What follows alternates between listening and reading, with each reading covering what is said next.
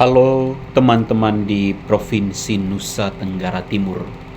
Kontestasi pemilihan gubernur Provinsi Nusa Tenggara Timur periode 2024-2029 di November mendatang menarik untuk kita simak. Sejauh ini sudah ada 3 kontestan yang kemudian digadang-gadang akan ikut dalam kontestasi pemilihan gubernur NTT. Yang pertama adalah Ketua DPD 2 Partai Golkar Provinsi Nusa Tenggara Timur yang juga anggota DPR RI dari Partai Golkar dan Wakil Ketua Komisi 9 Melkiades Lakalena. Yang kedua adalah politisi Partai PDI Perjuangan yang juga merupakan anggota DPR RI dari Partai PDI Perjuangan Dapil NTT 2, Kakak Ansilema. Dan yang ketiga adalah Brigjen Simon Petrus Kamlasi, seorang putra Timor yang berpangkat sebagai jenderal. Tentu kehadiran 3 putra terbaik Provinsi Nusa Tenggara Timur ini dalam kontestasi pemilihan gubernur NTT menimbulkan pertanyaan tentang poros-poros koalisi yang akan terbangun untuk kemudian menuju pemilihan gubernur NTT.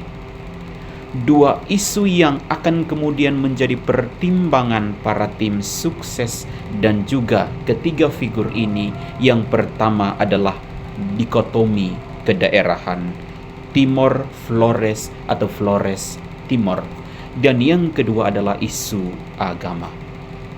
Hal ini kemudian akan menjadi pertimbangan dari para calon, khususnya ketiga orang ini yang sudah dipastikan akan ikut berkontestasi. Yang pertama kita berbicara dari Melki Lakalena. Beliau merupakan putra asli Flores. Meskipun dalam kontestasi pemilihan legislatif kemarin beliau merupakan representasi atau senator yang kemudian mengambil Dapil NTT 2, di mana beliau merupakan anggota DPR RI terpilih di tahun 2024 dari Dapil NTT 2. Namun beliau adalah putra Flores, sehingga wakil yang nantinya akan dipilih menurut hemat saya yang dipertimbangkan adalah antara dari Timor, Sabu, Alor, dan atau Sumba. Tentu Melki Lakalena secara mesin partai, beliau cukup memiliki kekuatan basis massa, khususnya Partai Golkar yang hampir kemudian meraih kesuksesan di bawah pimpinan Melki Lakalena di Provinsi Nusa Tenggara Timur, di mana di beberapa kabupaten itu Golkar cukup meraih suara signifikan, dan ini menjadi modal besar untuk Melki Lakalena untuk ikut bertarung dalam kontestasi pemilihan gubernur NTT. Selain itu, Koalisi Indonesia Maju yang dimana informasi yang beredar bahwa Gerindra juga sudah menyatakan dukungannya kepada Melki Lakalena, ini semakin menguatkan posisi Melki Lakalena sebagai salah satu kandidat terkuat di pemilihan gubernur NTT. Apalagi beberapa hari terakhir ini informasi tentang survei di mana Melki Lakalena menempati posisi teratas di survei pemilihan gubernur NTT. Hal itu juga kemudian yang paling mempengaruhi adalah wakil yang akan dipilih dari lumbung suara mana, representasi dari etnis mana yang kemudian akan menggandeng Melki Lakalena dalam kontestasi pemilihan gubernur NTT. Tentu Melki Lakalena tetap memiliki peluang dan menjadi salah satu kandidat terkuat. Hal ini bukan tanpa alasan, karena perjuangan beliau ketika menjabat sebagai anggota DPR RI benar-benar dirasakan oleh masyarakat NTT, khususnya dalam bidang kesehatan, pengadaan rumah sakit, fasilitas kesehatan, dan sebagainya.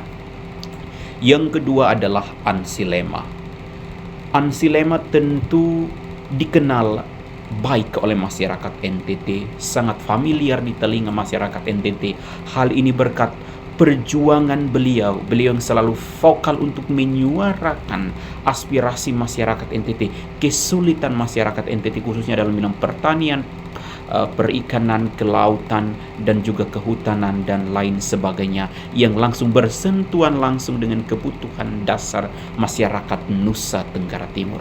Sepak terjang beliau di DPR RI benar-benar dirasakan manfaatnya oleh masyarakat Nusa Tenggara Timur, sehingga di berbagai lapisan masyarakat menginginkan Melky Lakalena untuk ikut bertarung sebagai salah satu kontestan di kontestasi pemilihan gubernur Nusa Tenggara Timur.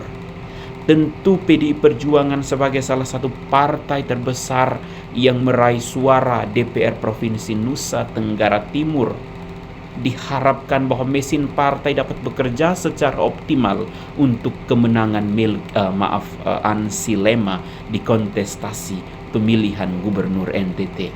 Namun kemudian Kakak Ansi Lema juga representasi dari Putra Flores, maka pertanyaan besarnya adalah siapa wakil yang akan dipilih untuk kemudian membentuk satu poros koalisi besar di dalam kontestasi pemilihan gubernur NTT. Kita nantikan kelanjutannya. Namun Ansi Lema di berbagai kalangan lapisan masyarakat benar-benar diterima dengan baik oleh masyarakat Nusa Tenggara Timur, baik dari kalangan milenial, para petani, nelayan, dan lain sebagainya. Yang ketiga adalah Simon Petrus Kamlasi. Beliau adalah seorang putra Timor, kelahiran Timor Tengah Selatan, yang menjadi salah satu kader yang di dunia kemiliteran mendapatkan pangkat jenderal. Ini tentu prestasi yang luar biasa. Namun bukan hanya itu, sepak terjang beliau dalam membantu masyarakat Nusa Tenggara Timur lewat pengadaan air bersih di hampir seluruh titik-titik Provinsi Nusa Tenggara Timur yang membutuhkan air bersih itu benar-benar dirasakan oleh masyarakat. Pengadaan pipa dan pompa air di hampir seluruh masyarakat NTT benar-benar menjawab apa yang menjadi pokok persoalan masyarakat NTT tentang kebutuhan air bersih, karena itu akan mempengaruhi semua segi aspek kehidupan manusia, khususnya masyarakat Provinsi NTT. Tentu beliau memiliki sebuah refleksi politik yang matang untuk kemudian mengundurkan diri dari dunia kemiliteran untuk ikut berkontestasi dalam pemilihan gubernur NTT. Dan beliau cukup masif dikenal di masyarakat NTT, dan beliau juga merupakan salah satu kontestan yang memiliki peluang besar untuk jika kemudian Tuhan alam dan leluhur merestui menjadi gubernur NTT. Teman-teman, tiga orang ini adalah tiga figur terkuat dalam kontestasi pemilihan gubernur NTT. Namun bisa lagi tambah satu poros tergantung dinamika elit yang terjadi. Namun jika pemilihan gubernur NTT hanya diikuti oleh 3 paket, maka menurut Anda siapa yang memiliki peluang besar untuk menjadi gubernur NTT? Anda boleh berkomentar, kita boleh berbeda, tetapi kita tetap bersaudara untuk dan demi Floba Mora tercinta menjadi lebih baik. Nusa Tenggara Timur, Nusa kaya akan toleransi. Salam.